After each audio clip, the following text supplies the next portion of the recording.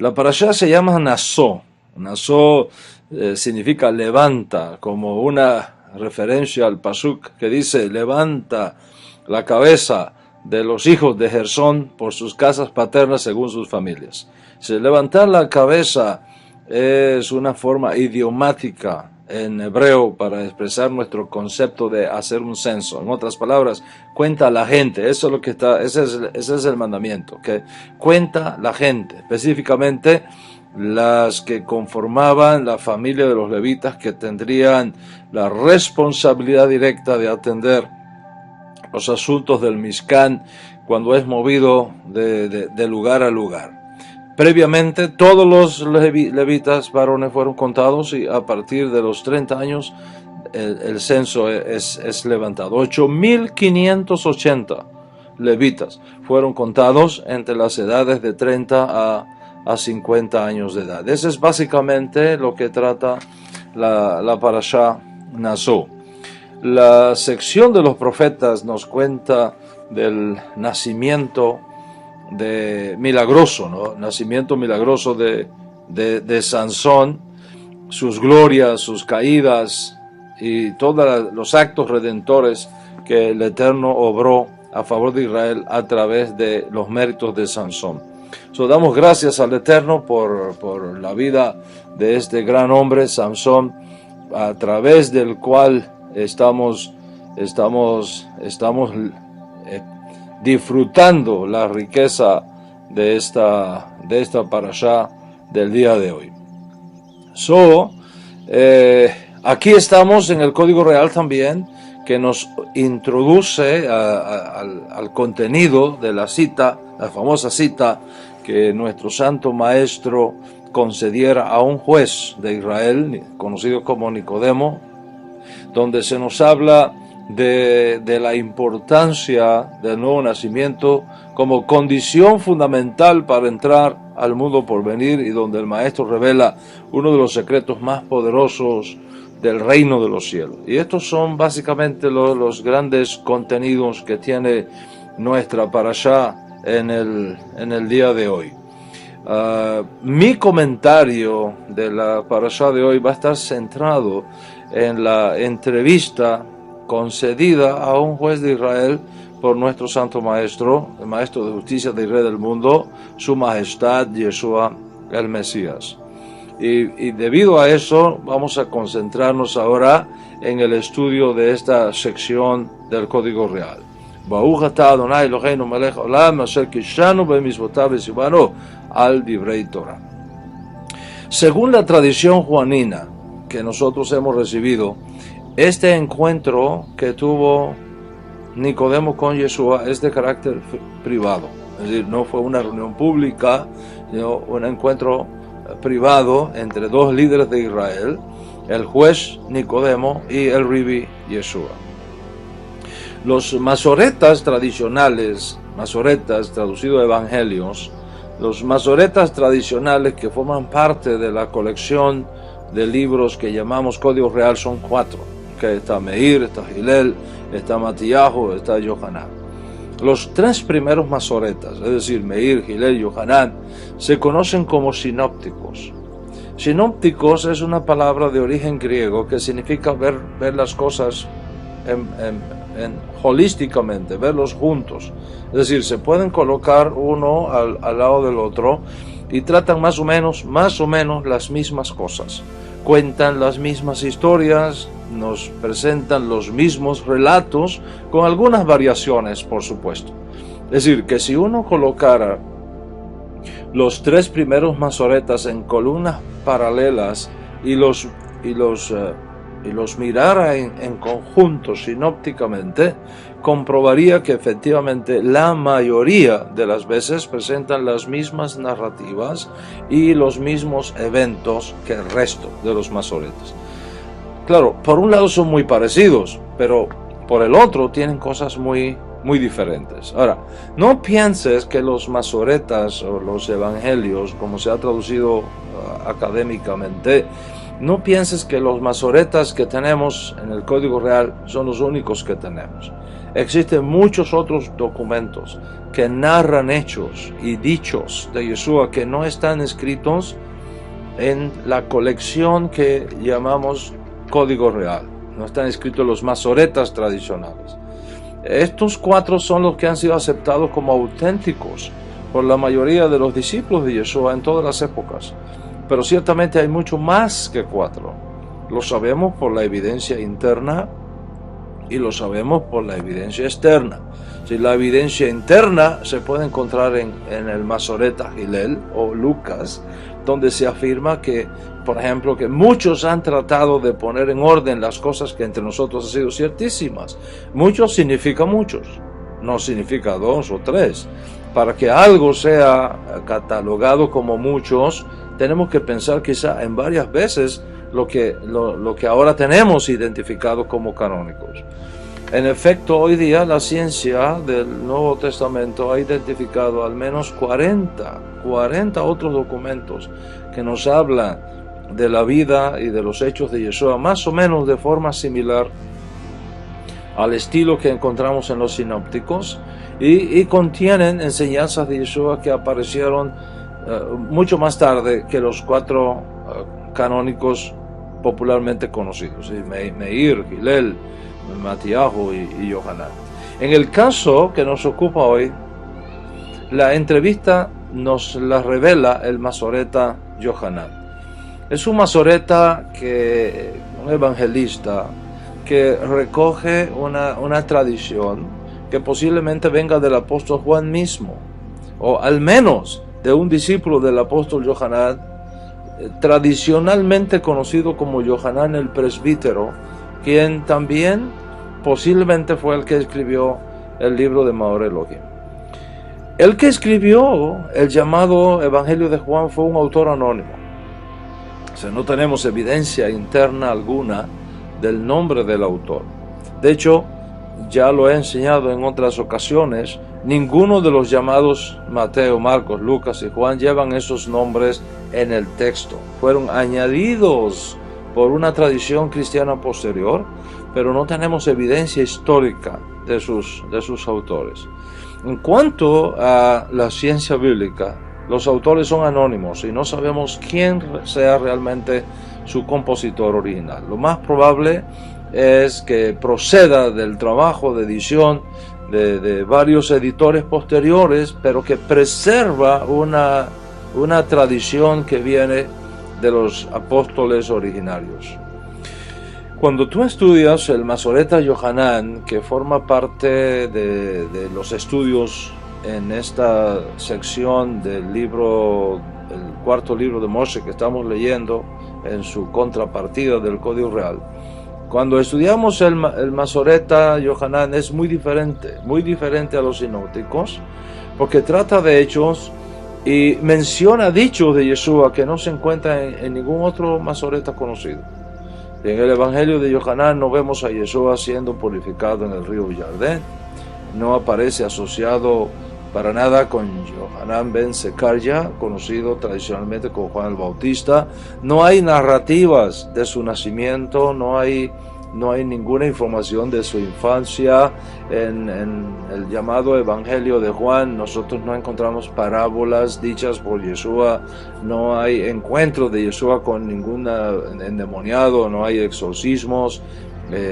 Usted puede leerse cuidadosamente todo el Masoreta Yohanan. No vemos a Yeshua echando fuera demonios, como es el caso de los sinópticos.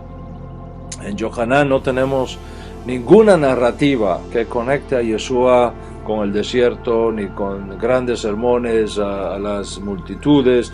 No lo vemos dirigir el ser de Pesa como aparece en los sinópticos, ni siquiera lo vemos en Getsemaní. El juicio de Yeshua ante el Sanedrín no aparece en Yohanan. Sí, hay diferencias extraordinariamente notables entre el libro que estamos estudiando, el Código Real, en estas próximas semanas, y los sinópticos. Claro, encontramos algunas cosas que son comunes con los sinópticos. La mayoría de estos hechos son narrativas y dichos de Yeshua. Sin embargo, hay una característica muy importante y es que Yohanan nos ofrece discursos, narrativas y dichos de Yeshua que son extremadamente únicos. En los sinópticos, por ejemplo, Yeshua raramente habla de sí mismo. Sus temas son temas típicos judíos de aquella época: la Torá, los profetas, los mandamientos, cómo servir a Hashem, cómo tratar al prójimo. Pero en Yohanan es al revés. Yohanan no habla de esos temas, más bien concentra toda la narrativa en sí mismo, su identidad, su origen, su misión. El escritor de Yohanan está muy interesado en defender la autenticidad de la mesianidad de Yeshua. En los sinópticos, por ejemplo, se habla constantemente de los milagros de Yeshua. En Yohanan no se habla de milagros, se habla de señales, para demostrar que lo que afirma de sí mismo es creíble y confiable. Es evidente que el autor de Yohanan o fue escrito mucho primero que los masoretas y nunca tuvo encuentro con ninguno de los masoretas, o fue escrito después, como pienso, pero no tuvo acceso a la información que encontramos en los sinópticos, y es evidente que Yohanan es el resultado de una edición posterior que recoge varias tradiciones relacionadas, y esto se hace palpable por el contenido interno del masoreta. Sí, cuando tú estudias el libro Yohanan, te das cuenta que el escritor y el editor de este evangelio tiene una elaborada teología, muy diferente a la teología que nosotros encontramos del resto de los masoretas. ¿Quiénes son los destinatarios de Yohanan? Posiblemente judíos helenizados, ovejas perdidas de la casa de Israel, posiblemente gentiles, posiblemente algunos descendientes de los Coanín y de los levitas que se habían dispersado, que se habían separado del templo de Jerusalén por una serie de hechos que allí tuvieron lugar, y de paso la arqueología ha demostrado muchísimo de esto, especialmente con el descubrimiento de los esenios en las cuevas de Qumran, etc. Y la razón por la cual es evidente que el editor de este masoreta está tratando con judíos helenizados o con ovejas perdidas de la casa de Israel o con gentiles, es que constantemente tiene que explicar conceptos hebreos. Eso es una característica, constantemente explicando contextos hebreos. ¿Por qué tiene que explicar conceptos hebreos? Porque asume que su destinatario no lo entiende. Por ejemplo, se habla de Yeshua como rabí. Se habla de Yeshua como rabí, y entonces se añade un paréntesis explicando que rabí significa maestro. Eso no sucedería si el autor asume que sus destinatarios conocen el hebreo. Por ejemplo, se habla de Yeshua como Mashiach, y entonces se abre un paréntesis para explicar qué significa ungido. Eso no es necesario si los destinatarios fueran judíos, conocedores de la lengua hebrea. Se habla de un talmid de Yeshua como Shimón, que se ha llamado Kefa, y entonces se añade una nota explicativa diciendo cuál es el significado de Kefa. Eso no habría sido necesario si los destinatarios hubiesen sido judíos que conocían la lengua hebrea. O sea, es evidente que el autor de este masoreta sabe que sus lectores, sabe que sus destinatarios no tienen idea de lo que Mesías significa, no tienen idea de lo que Kefa significa, y no tienen idea de lo que rabí significa. De lo contrario, no habría que poner un paréntesis explicativo de estos términos. O sea, esto ubica al libro en un lugar fuera de Israel, y en un periodo de tiempo mucho más tardío que los sinópticos, posiblemente para fines del primer siglo o principios del segundo siglo, cuando ya muchos líderes habían desarrollado un pensamiento teológico más sofisticado que el que encontramos en los sinópticos, y donde las raíces hebreas habían perdido muchísimo. Así, como vemos, Yohanan, el libro que estamos estudiando en estas semanas, es muy diferente a los sinópticos. Y entre los hechos y dichos de Yeshua diferentes que contiene Yohanan se encuentra precisamente el que ocupa nuestra atención el día de hoy, es decir, la entrevista con un juez de Israel de sus días, conocido como Nicodemo.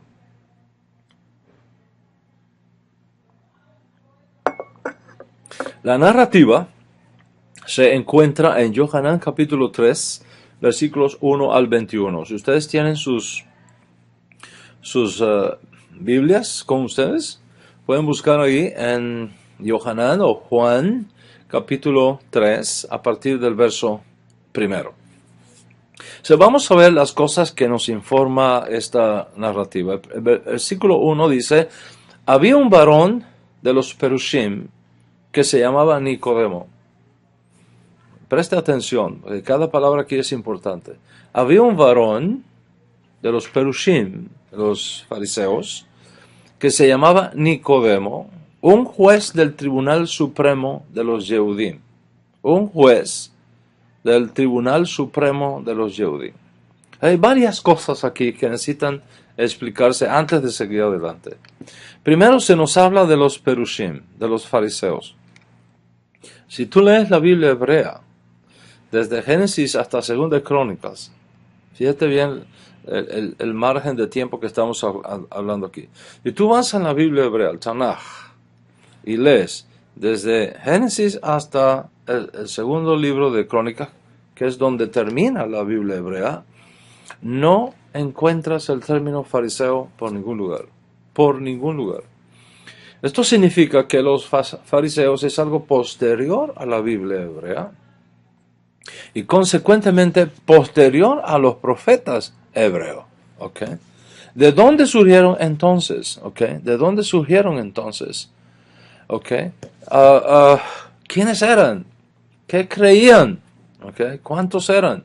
La mayoría de los judíos vivían en el exilio para el tiempo cuando Yeshua vivió en Israel. Esto es un dato sumamente importante, ¿eh? La mayoría de los Yehudí vivían en el exilio para el tiempo cuando tiene lugar la vida de nuestro Santo Maestro. ¿Okay? Esto es importante para nosotros por muchas razones. ¿Okay? Ahora mismo, la mayoría, por primera vez en 2000 años, la mayoría de los judíos estamos viviendo en Israel. Por primera vez en 2000 años. En los días de Yeshua, la mayoría de los judíos vivían en el exilio, para el tiempo cuando Yeshua vivió en Israel. Y los que regresaron del exilio babilónico, trajeron con ellos prácticas, costumbres y dichos que no formaron parte de las prácticas, costumbres y dichos que llevaron a Babilonia cuando tuvo lugar el segundo exilio de Israel durante los años 586 al 516 antes de nuestra era común. Y entre esas prácticas que se trajeron del exilio babilónico estaba la sinagoga. Sí, la sinagoga es una creación del exilio babilónico. Cuando los judíos regresan de Babilonia, aprendieron a vivir sin templo, construyeron sinagogas o pequeños templos donde reunirse para orar, para estudiar, para arreglar las cosas que suceden en toda comunidad. Mientras el templo se fue construyendo, el segundo templo se fue construyendo, las sinagogas aparecieron en Israel y se multiplicaron por todos lados. Unos 160 años antes de Yeshua, una guerra judía tuvo lugar, la famosa guerra de los macabeos contra los grecosirios, de donde viene nuestra fiesta de Hanukkah.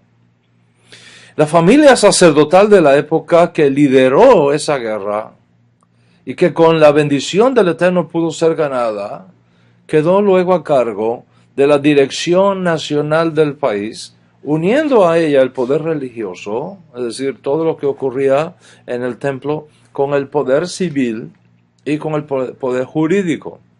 O sea, la unificación de todos estos aspectos religiosos y civiles como halágicos, dio a los macabeos, a la familia sacerdotal, también conocida como los asmoneos, le dio en esa época un estatus y le dio una fuerza casi parecida a la fuerza de un rey, solo que distribuida entre muchos. Como algunos no estuvieron de acuerdo con la fusión de poder y, por qué no decirlo, con el abuso de poder que siempre lleva a la corrupción, se opusieron. Y en la oposición surgieron otros grupos que se juntaron para protestar, para exigir cambios. Y esto dio lugar al surgimiento de diferentes sectas o partidos religiosos, entre los cuales el más popular fue el de los fariseos para el tiempo de Yeshua, que ya contaba con una población de más de 6,000 miembros connotados. Es decir, que para la época de Yeshua había en Israel 6,000 fariseos de liderazgo connotado en todo el país. Y los fariseos se subdividieron en varios grupos. Había fariseos celotes, había fariseos pacifistas, habían fariseos esenios, habían fariseos hasídicos. Algunos fariseos llamaron a otros que no eran verticales a la hora de hacer las cosas, fariseos hipócritas. ¿Okay? Esta es la realidad del mundo fariseo que formó parte de ese abanico de expansión cultural que se dio en Israel durante el tiempo cuando Yeshua hizo su presencia en nuestra tierra de Israel. Okay. Entonces, el fariseísmo de tipo rabínico logró recrear la identidad de Israel. Tal como se ha fijado luego en otros documentos que ya son mucho más posteriores, mucho más alejados de los días de Yeshua, como es la Mishnah, como es el Talmud. Okay.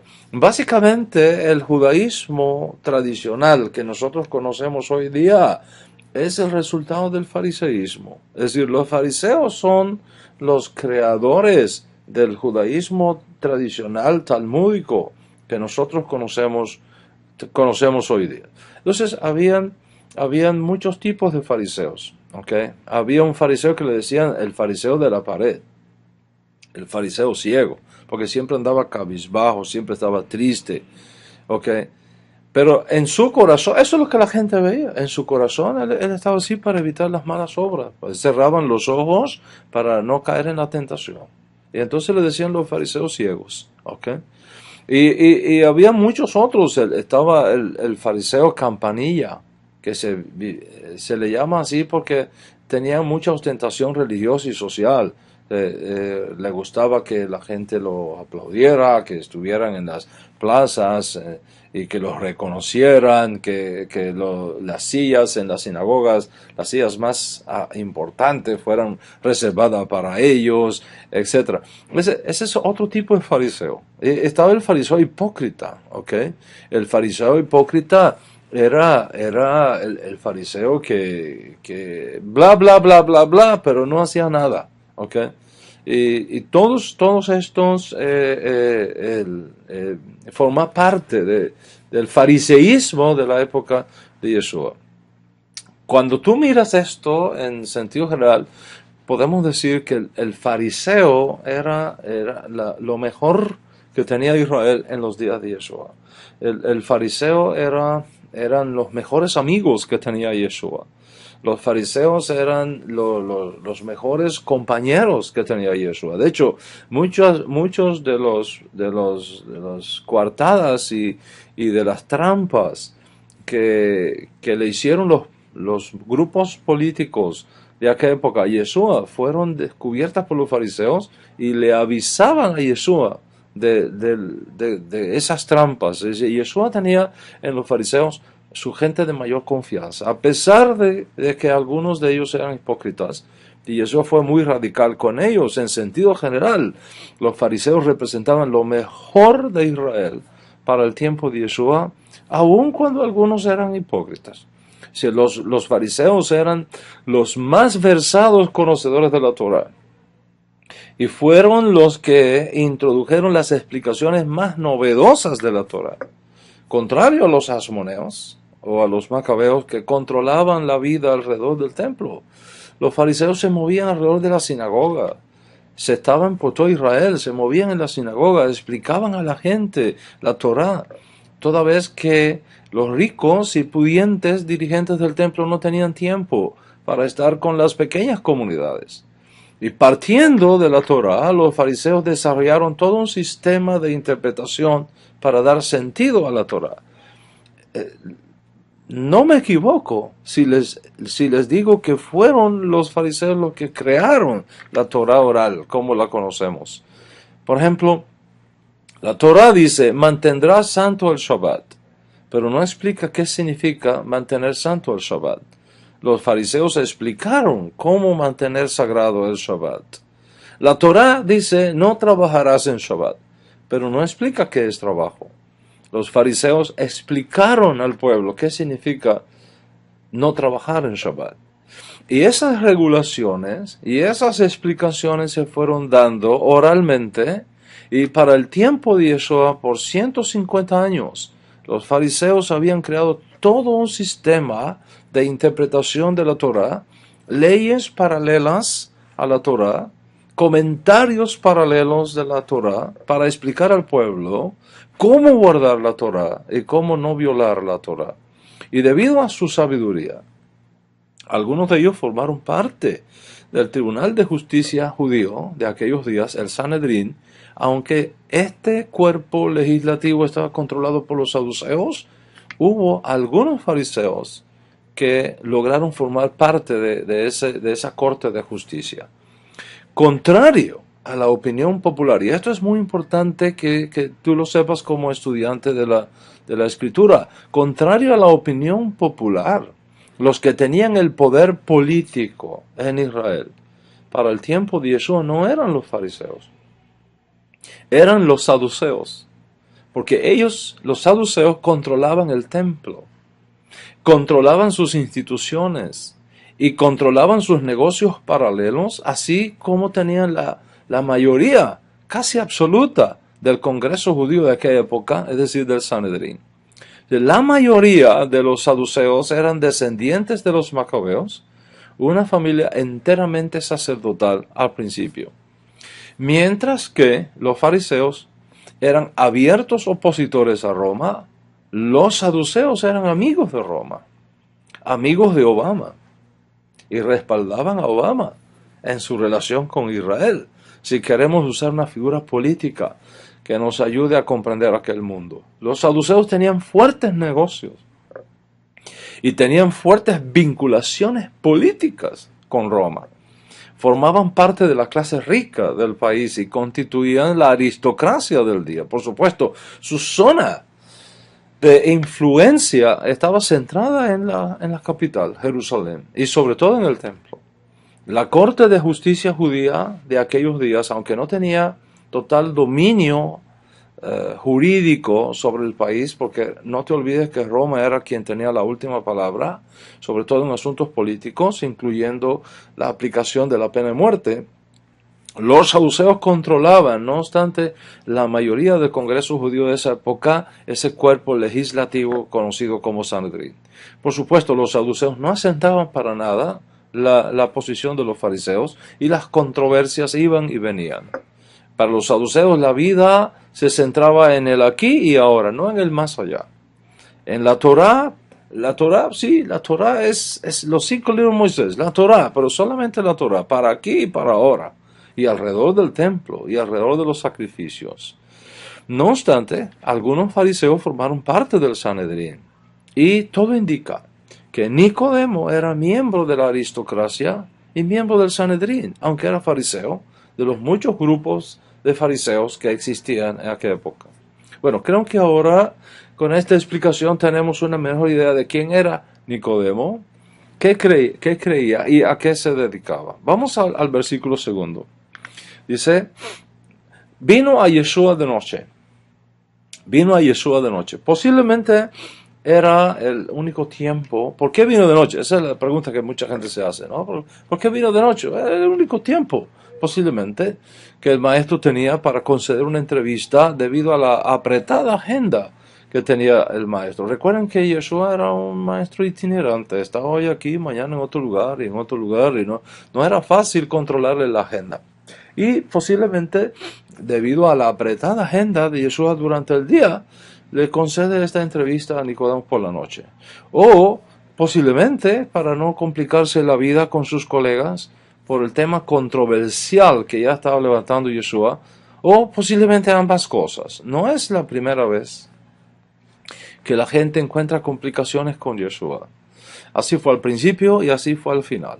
De hecho, tenemos una tradición que afirma que Yeshua dijo: el que no es conmigo contra mí es. Y el que conmigo no recoge, lo que hace es regar, la riega. ¿Okay? Son declaraciones muy radicales. Si Yeshua es un tipo de persona que no admite tres opciones. O estabas con él 100% o estabas contra él 100%. No hay términos medios. Hay una tradición que dice: prefiero que seas frío o que seas caliente, pero no tibio. ¿Okay? O estás conmigo o estás contra mí, pero no hay terceras opciones con Yeshua. O sea, Rabotai, quiero aclarar algo aquí. La imagen de Yeshua,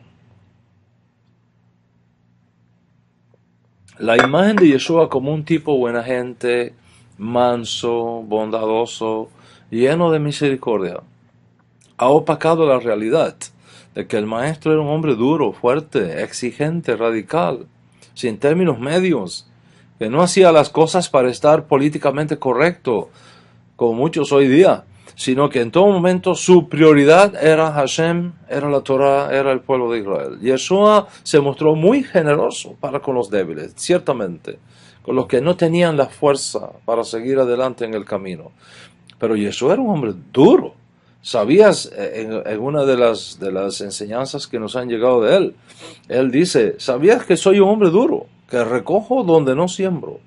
Por tanto, no tienes excusa por haber guardado lo que te dejé para hacer. Vayan y quítenle todo y denlo al que se esforzó más que todos. En todo caso, Nicodemo vino de noche a Yeshua. ¿Qué le dijo? Ribi. Eso fue que le dijo, Ribi. Observa el título dado a Yeshua, Ribi. Es importante comprender esto.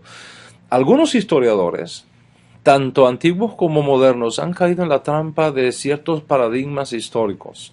Y uno tiene que saber evitar estas cosas. El paradigma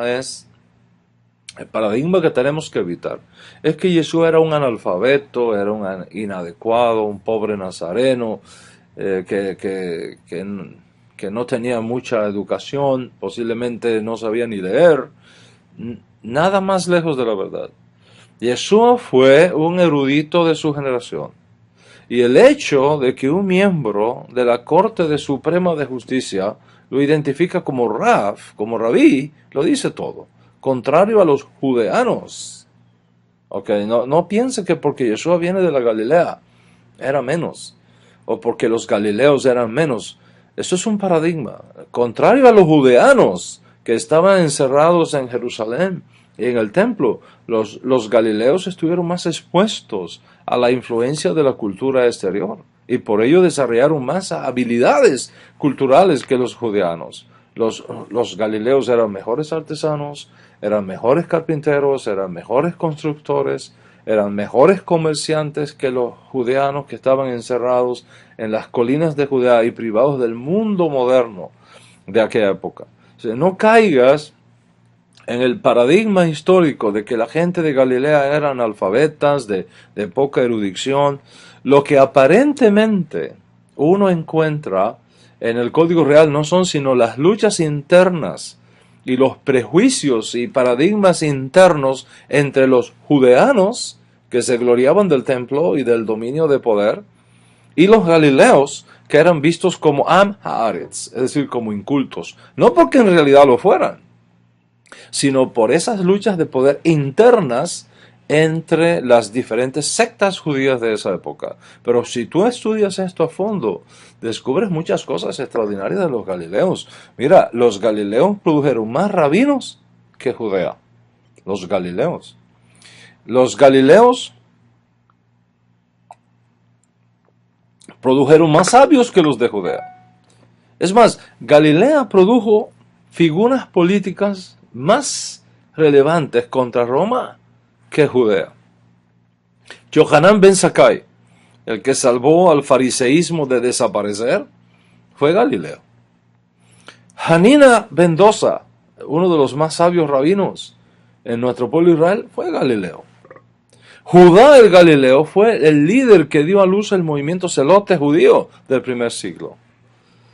De manera que tienes que tener cuidado de no ser arrastrado con estos paradigmas de que los galileos eran gente inculta y que como Yeshua procede allá, pues se asume que también hay otro inculto más del grupo. Nada más lejos de la verdad.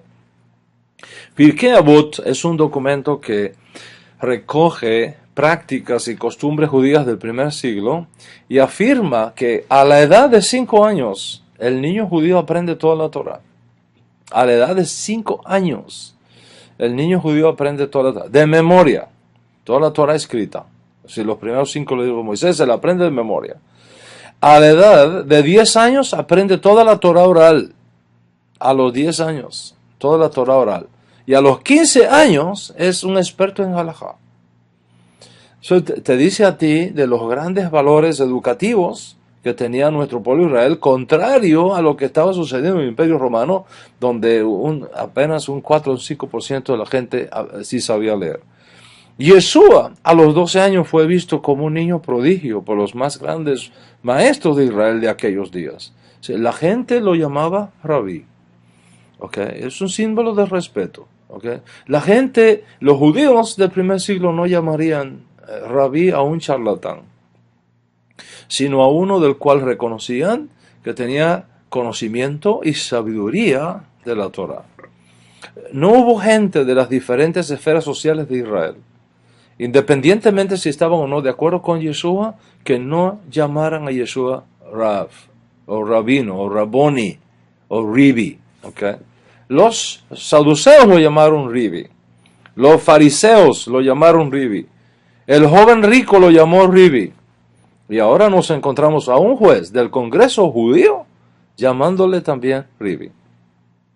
¿Por qué lo llamaron Rabí?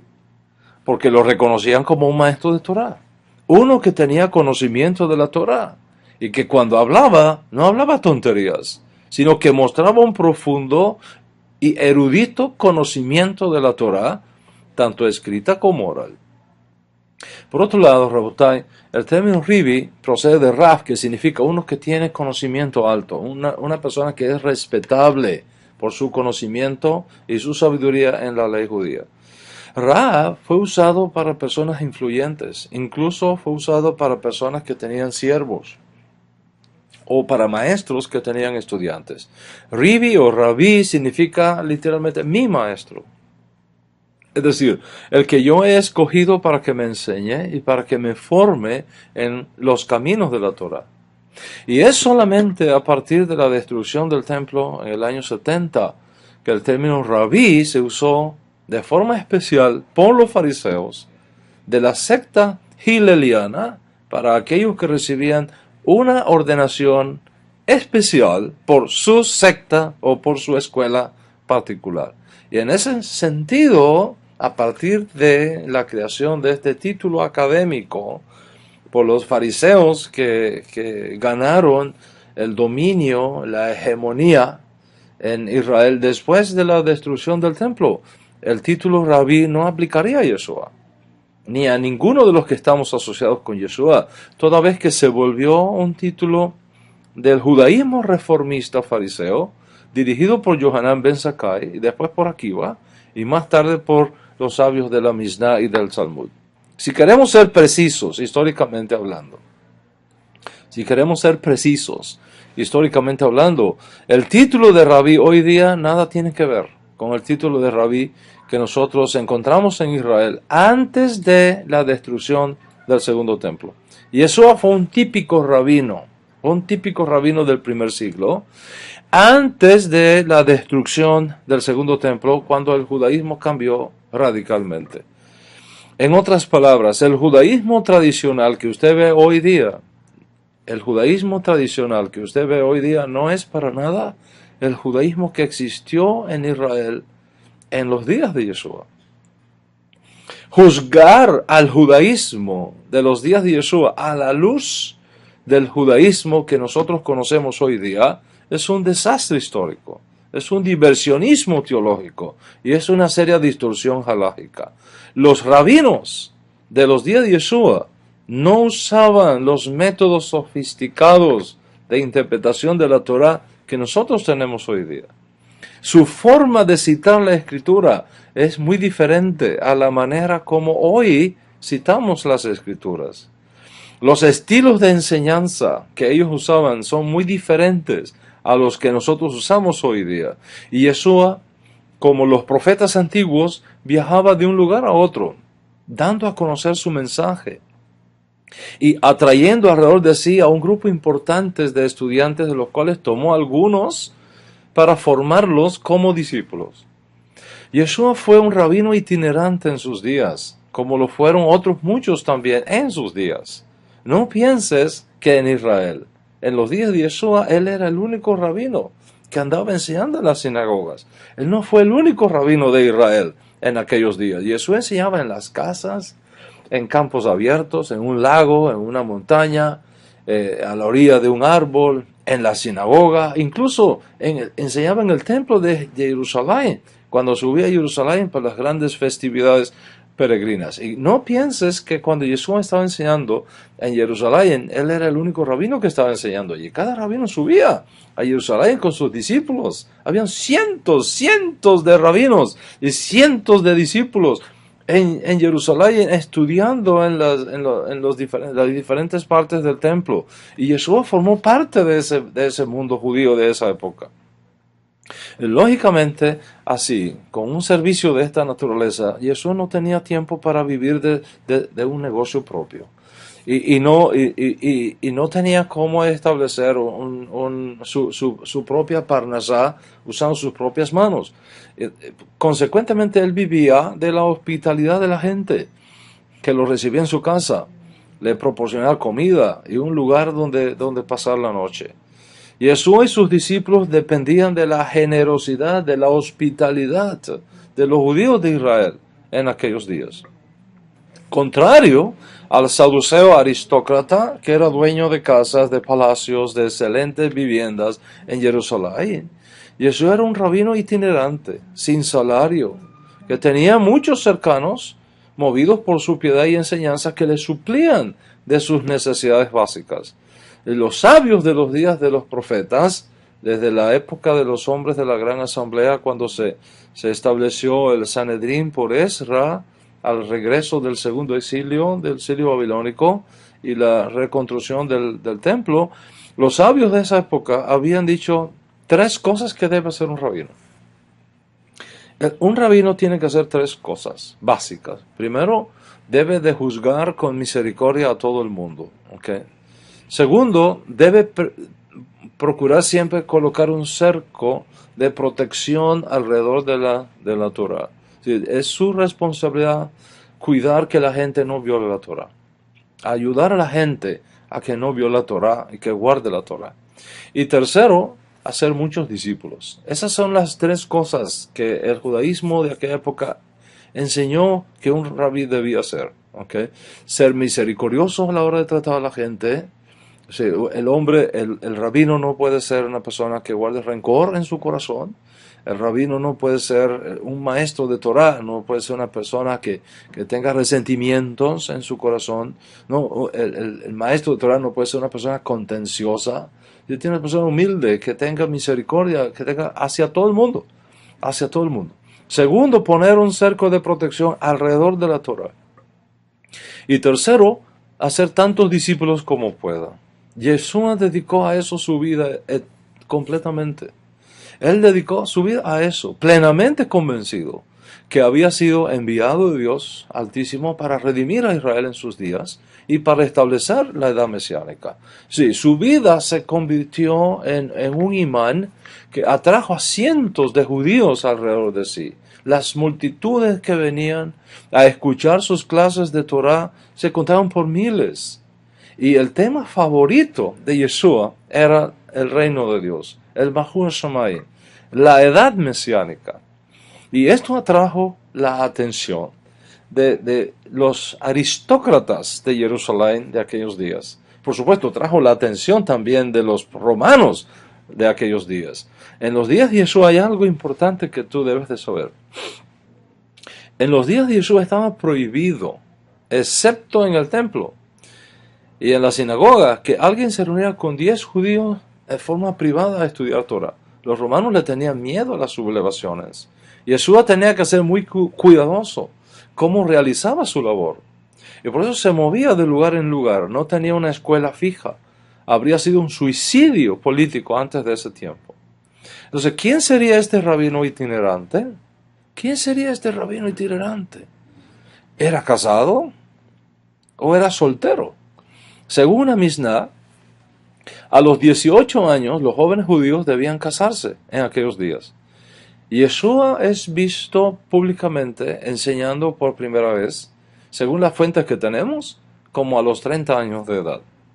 No haberse casado habría sido contra la norma de sus días, y algo tan inusual que inmediatamente habría llamado la atención.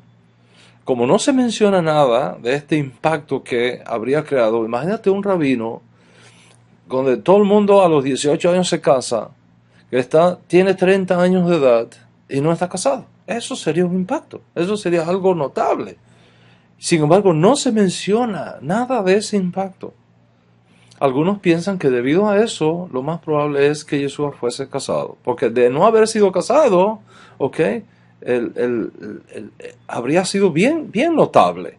Contrario a la práctica de aquellos días. En otras palabras, que el silencio sobre su esposa y familia podría indicar que estaba casado para la edad de 30 años, porque de no hacerlo habría llamado tanto la atención que es difícil explicar que no aparezca algún indicio de eso. Es más, en la generación previa a Yeshua, Shammai, uno de los más grandes jueces de Israel de aquellos días, y Hillel, que vivieron vidas paralelas, también un gran juez, habían legislado que la normativa era el matrimonio y cumplir con el mandamiento de fructificar y multiplicarse que fue dado a la humanidad. Shammai decía en su enseñanza, tener 2 hijos varones cumple con el precepto de crecer y multiplicarse. Hillel decía, no es necesario 2 varones, si tiene un varón y una hembra, ahí es que cumple el precepto, porque la Torah dice varón y hembra los creó. Y sea la escuela de Hillel o sea la escuela de Shammai, era asumible, era entendible, era lo normal que un varón a los 18 años tuviera esposa. Es posible que si Yeshua no hubiera sido casado, le hubiesen respetado y le hubiesen tratado como rabí, como aparece en nuestros masoretas. El hecho de que fue tratado con respeto, aún por sus oponentes, ¿no indica acaso que estaba casado? ¿Cómo explicar? ¿Cómo explicar que con tantas controversias y objeciones, nunca nadie le sacó en cara que no había cumplido con el mandamiento de crecer y multiplicarse? ¿Qué respuesta vamos a dar a eso? Bueno, hay hoy día muchos que están enseñando que posiblemente Yeshua se casó. Y yo no veo ningún problema en que Yeshua se haya casado y haya tenido hijos. Pero eso no es exactamente la información que nosotros tenemos. De hecho, la realidad es que muchos rabinos de aquella época postergaron su matrimonio hasta el final de sus 40 o 50 años para poder cumplir con ciertas obligaciones impuestas sobre sí mismos. Por ejemplo, el famoso rabino Gamaliel, nieto de Gamaliel anciano, que fue maestro del rabino Shaul, se dedicó primero a estudiar Torah y levantar muchos discípulos antes de casarse. El tratado Berajot explica que un novio está exento de recitar el Shema la primera noche de su matrimonio. Sin embargo, el rabino Gamaliel confesó el Shema la primera noche de su matrimonio. Y sus discípulos dijeron, maestro, ¿no nos has enseñado que el novio está exento, excusado, de confesar el Shema la primera noche del matrimonio? ¿Y cuál fue la respuesta? Dice Berajot, del tratado Berajot de la Mishnah. Dice, y le respondió Gamaliel, no los escucharé, porque yo no me apartaré del reino de los cielos ni siquiera por un momento. En otras palabras, este rabino prefirió guardar la Torá para no permitir excusarse de pronunciar el Shema que consumar el matrimonio. Tenemos el caso de Shimon ben Asai. Vivió en la generación posterior a la destrucción del templo. Y aunque enseñó a sus discípulos que debía el hombre casarse, él no lo hizo a sí mismo. Y cuando sus discípulos le preguntaron la razón, respondió: ¿qué puedo hacer? Estoy enamorado de la Torá. Otros que lo hagan por mí para que el mundo no deje de existir. Y eso está en el tratado talmúdico Yevamot, en la Mishnah Yevamot, está esa documentación. Este rabino no se casó, y cuando sus discípulos le dicen: maestro, ¿por qué no se ha casado? Respondió: yo estoy tan enamorado de la Torá que no puedo casarme. Dejaré a otros que hagan eso para que el mundo no deje de existir. Sí, lo más probable es que ese hubiese sido el caso de Yeshua, en su amor y su pasión por la Torá, y por la misión del establecimiento del reino de Hashem fue tan fuerte en él que todos entendieron que había posfechado su matrimonio para más adelante. Por supuesto, su muerte súbita y joven, imagínate que Yeshua muere un muchacho de 33 años apenas, ¿okay? Su muerte joven lo privó finalmente de ese compromiso, en caso que hubiese posfechado la hora de su matrimonio para más tarde en su vida. O sea, hay una tradición también que afirma que el rabino Akiva se casó bien tarde en sus días por estar ocupado en su preparación para ser maestro de Torah. Entonces, ¿qué tenemos? Aunque no se menciona, no necesariamente podemos asumir que fuera casado, sino que era entendible también en aquellos días que ciertos rabinos estaban tan ocupados en una misvá del estudio de la Torah y de la enseñanza de la Torah que se impusieron a sí mismos excusarse de la misvá, del deber de casarse y engendrar hijos debido a estar ocupados en la enseñanza de la Torah. Y ese pudo haber sido perfectamente el caso de Yeshua, y por eso es que no hay un asombro, ¿okay?, en sus días de que no estuviese casado. En todo caso, ¿quién era realmente este hombre con el cual Nicodemo estaba teniendo esta entrevista? ¿Quién era este hombre? ¿Quién es este judío en quien obraban tantos poderes milagrosos? ¿Quién sería este judío que estaba incitando a las multitudes a esperar la inminencia de la destrucción de Roma y el establecimiento de la monarquía davídica y la supremacía del reino del Dios en Israel? Y muchos lo espiaban y lo seguían y llevaban informes a las autoridades, a los romanos, a los saduceos y a los fariseos hipócritas también. Y entre los que decidieron seguir a Yeshua de lejos y supervisar sus enseñanzas y acciones, está este hombre que ocupa hoy nuestra clase, Nicodemo. Así que, luego de pasar tiempo observando cuidadosamente lo que Yeshua enseñaba y lo que Yeshua hacía, pide una entrevista privada, se la concede e inicia el tema de la noche con un famoso rabino, diciéndole a Yeshua: Rabino, Rabí, sabemos que has venido de Dios como maestro, porque nadie puede hacer estas señales que tú haces si Dios no está con él. Vamos a escuchar esa declaración de Nicodemo otra vez. Rabí, sabemos, es decir, está en plural. Todo indica que Nicodemo no fue solo allí, fue enviado, representando a un grupo de líderes. Sabemos que tú has venido de Dios como maestro, porque nadie puede hacer estas señales que tú haces si Dios no está con él. Entonces, vamos a detenernos aquí y observar con un microscopio estas declaraciones. Primero dice: has venido de Dios. Okay. Sabemos, es decir, estaba representando a un grupo de líderes judíos de aquella época. Okay. Y ahora dice: has venido de Dios. ¿Qué significa eso? El concepto de agencia divina es típico de la teología judía.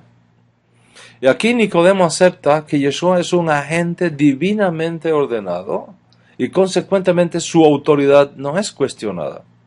Pero ¿qué tipo de agente? ¿Qué tipo de enviado? De Yohanan ben Zacaria se dice también que fue un hombre enviado del cielo. De Yohanan ben Zacaria, traducido en el otro campamento como Juan el Bautista. También de Yohanan ben Zacaria, el hijo de Zacarías, el Cohen, se afirma que fue un hombre enviado de Dios. Capítulo 1 de Yohanan, verso 6 dice, hubo un hombre enviado de Dios llamado Yohanan. Los judíos del primer siglo esperaban a un enviado. Eso es muy importante. Los judíos del primer siglo esperaban un enviado. ¿Qué tipo de enviado? Una figura mesiánica, sin duda. En efecto, Zacarías capítulo 9, verso 9 dice, he aquí tu rey viene a ti, manso y humilde. Ellos están esperando. En Malaquías capítulo 3, verso 1, responde una pregunta previa. ¿Okay? Capítulo 2, el último verso dice, ¿dónde está el Dios de justicia? ¿Dónde está el Dios de justicia? El capítulo 3, verso 1 responde. ¿Okay? ¿Cuál es la respuesta? Yo estoy por enviar a mi mensajero para que prepare el camino delante de mí. De pronto, súbitamente, intempestivamente, vendrá a su templo el Señor a quien ustedes buscan. Vendrá un mensajero del pacto en quienes ustedes se complacen. O sea, Nicodemo reconoce a Yeshua como un mensajero, como un representante autorizado por Dios mismo, con todas las implicaciones que tiene esto. Pero son implicaciones tan grandes, Rabotai, que todo un curso de nuestra Yeshiva Or Hayim está dedicado exclusivamente a explicar el concepto de agente, de mensajero, de agente. Eso es algo impresionante. Okay. Ver a un agente es ver a Dios. Escuchar a un agente es escuchar a Dios. Dios hace en el agente lo que haría si estuviera personalmente allí. Es un principio muy, muy poderoso. Y dice Nicodemo, oiga, nosotros te reconocemos como un agente, como un mensajero enviado por Dios. ¿Como qué? Como maestro.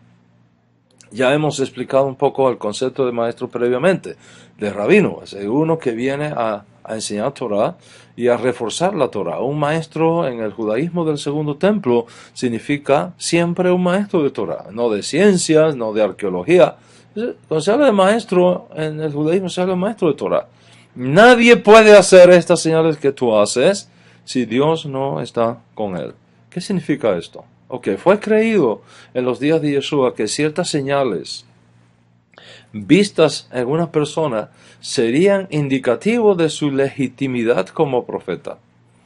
Las señales de Yeshua demostraban, más allá de cualquier duda razonable, que él era el enviado, que él era un enviado de Dios Altísimo, que era un profeta con una misión específica.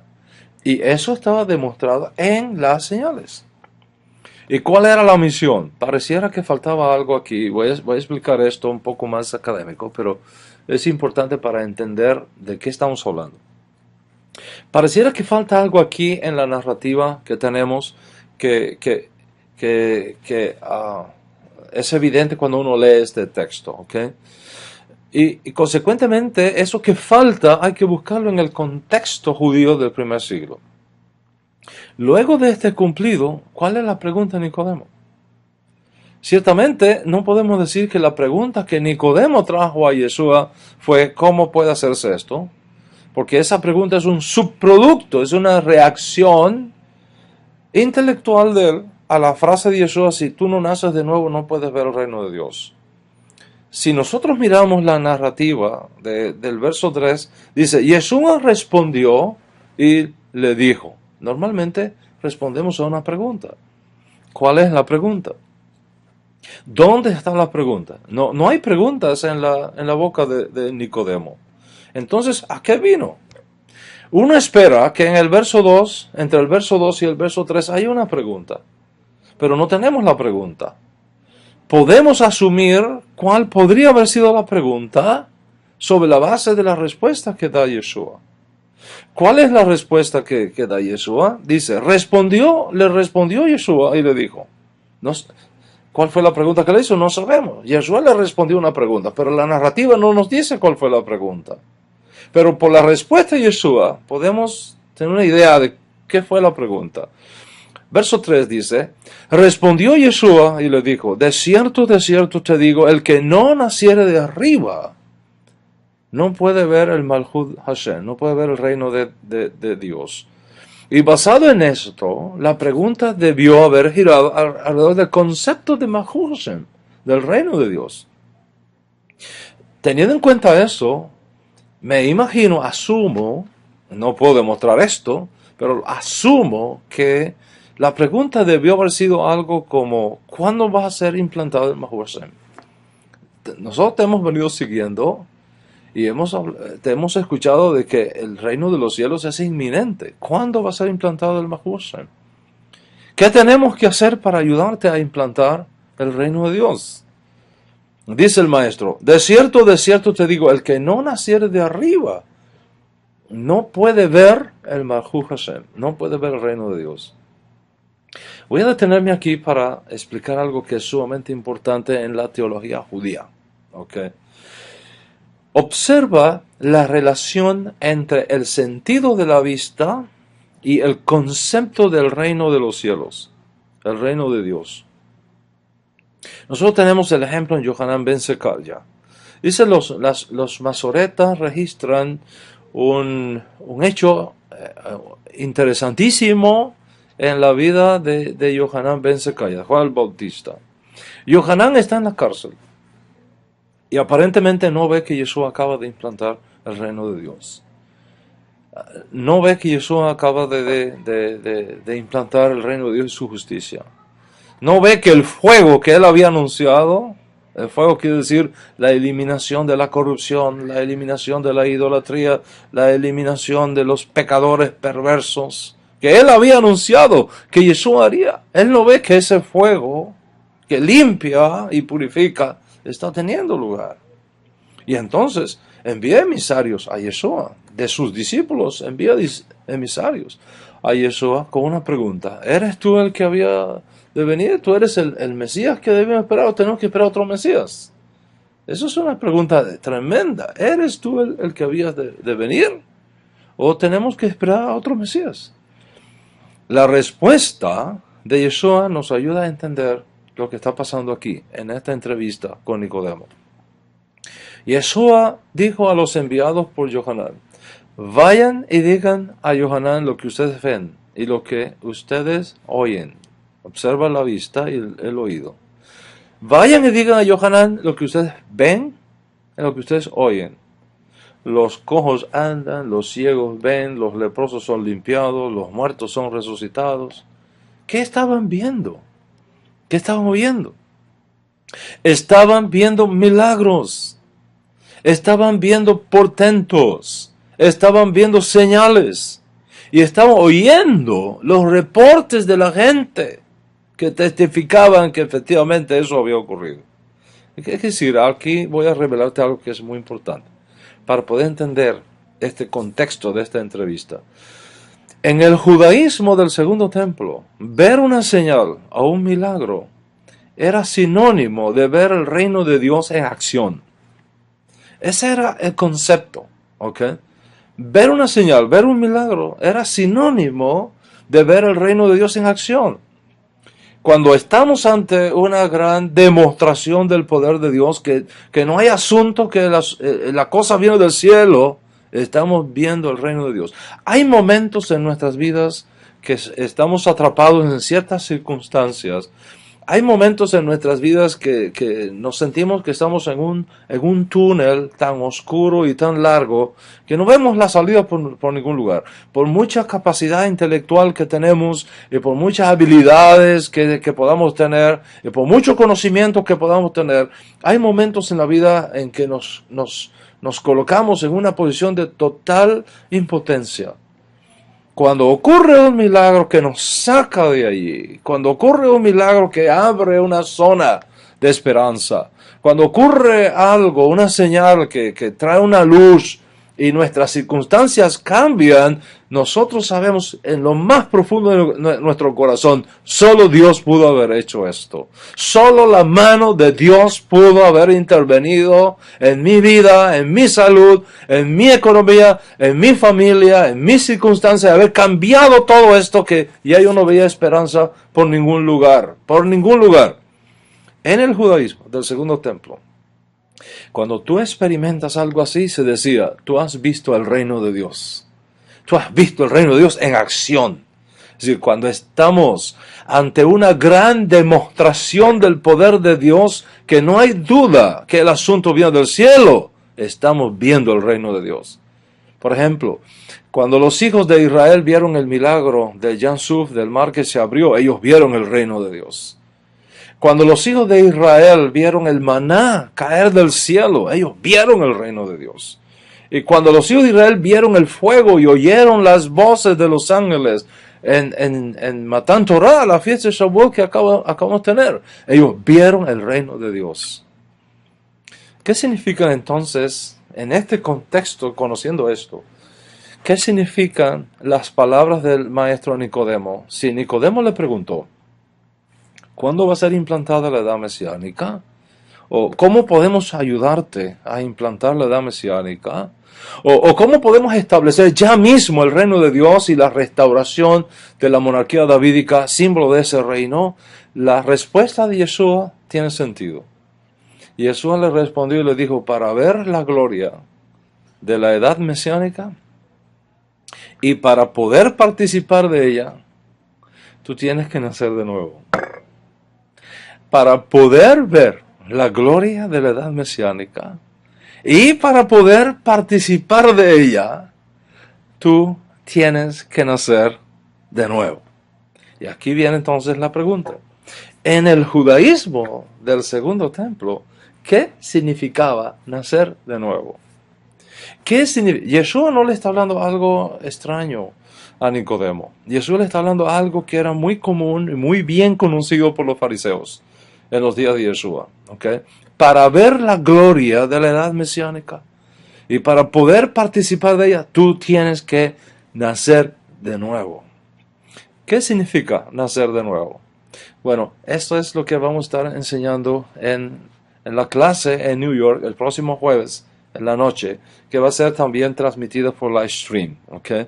No te puedes perder esa clase del jueves en la noche, a las 8 de la noche, desde la gran ciudad de Nueva York, de Queens, New York, donde vamos a estar enseñando el significado profético del nuevo nacimiento de la edad mesiánica, de lo que significa esa edad mesiánica. Espero que esta clase te haya colocado en ese contexto necesario para entender la riqueza, la fuerza de lo que tenemos aquí. Esta parashá, y voy a concluir con esto, esta parashá Naso que estamos estudiando hoy es la más larga de toda la Torah. Como dije al principio, tiene 176 pesukim, versículos. Tiene 18 mandamientos, 7 mandamientos positivos y 11 mandamientos negativos, sumados son 18, 18 quiere decir vida. Y esta parashá es algo extraordinario, Rabotai, porque contiene la bendición más grande de todo el universo. Contiene la bendición más grande de toda la Torah, de toda la tierra. La bendición con la cual los hijos de Aarón y sus hijos deberían de bendecir a Israel y a los hijos de Israel. Hace un momento yo tuve el honor de bendecir a toda la comunidad acá en el Centro Cultural Hebraico con esta verajá de los Kohanim. Es algo impresionante, es algo glorioso. Esta parashá de hoy tiene una energía, Rabotai. Tiene una energía. ¿Por qué? Porque en esta parashá se trata algunos temas que si tú los necesitas, esta parashá es la que tiene la fuerza para impregnarse en tu neshama y que tú puedas ver esos resultados en estos días en tu vida. Número 1, para todos aquellos que están pasando un momento difícil a nivel matrimonial, esta parashá es poderosísima porque trata de la ley de Sotá, donde Hashem está dispuesto incluso a borrar su nombre con tal de que no haya infidelidad matrimonial, de que no haya la destrucción del vínculo matrimonial. Para Hashem está importante la paz en el matrimonio. No hay bien mayor que el Shalom Bayit. No hay cosa más importante que tener paz en tu casa. Tenemos problemas afuera, en la calle, gente, aquí, tropiezos, mentiras, batallas. Cuando tú llegas a tu casa, tú no puedes tener otro campo de batalla en tu casa. Tú no puedes tener otra guerra en tu casa. Tú necesitas Shalom Bayit. Tanto la mujer como el hombre necesitan tener Shalom Bayit, paz en el hogar. Paz entre el padre, la esposa, los hijos, los hermanos. Esto es algo tan importante. Y esta parasha tiene esa fuerza de traer Shalom Bayit. La segunda cosa importantísima es que esta parasha, al contener esta verajá tan grande, que son en realidad 3 bendiciones, hay una de ellas en particular que es extraordinariamente importante. En esta parasha, Hashem promete cuidar lo que te pertenece. Lo que te pertenece. Que Hashem ponga dentro de ti Shalom, y preserve dentro de ti Shalom. Es decir, muchas veces somos robados, somos privados de nuestros derechos. Tenemos un negocio casi para cerrar y sucede algo siempre y no se puede cerrar. Tenemos una circunstancia donde estoy por optar por un mejor escalafón en el trabajo y siempre sucede algo que alguien me lo lleva. Hay una cantidad de pérdidas que se dan en el mundo que no tienen explicación lógica. Esta parasha tiene la fuerza de hacer que algo suceda, que todo lo que es tuyo vuelva a ti. Esta parasha tiene la fuerza de hacer que todo aquello que te fue robado te sea reintegrado y vuelva a ti, vuelva a tu seno, vuelva a tu casa, vuelva a tus manos. Esa es la fuerza que tiene esa parasha. Y esa es la fuerza, esa es la energía, esa es la verajá que está disponible para nosotros en este día.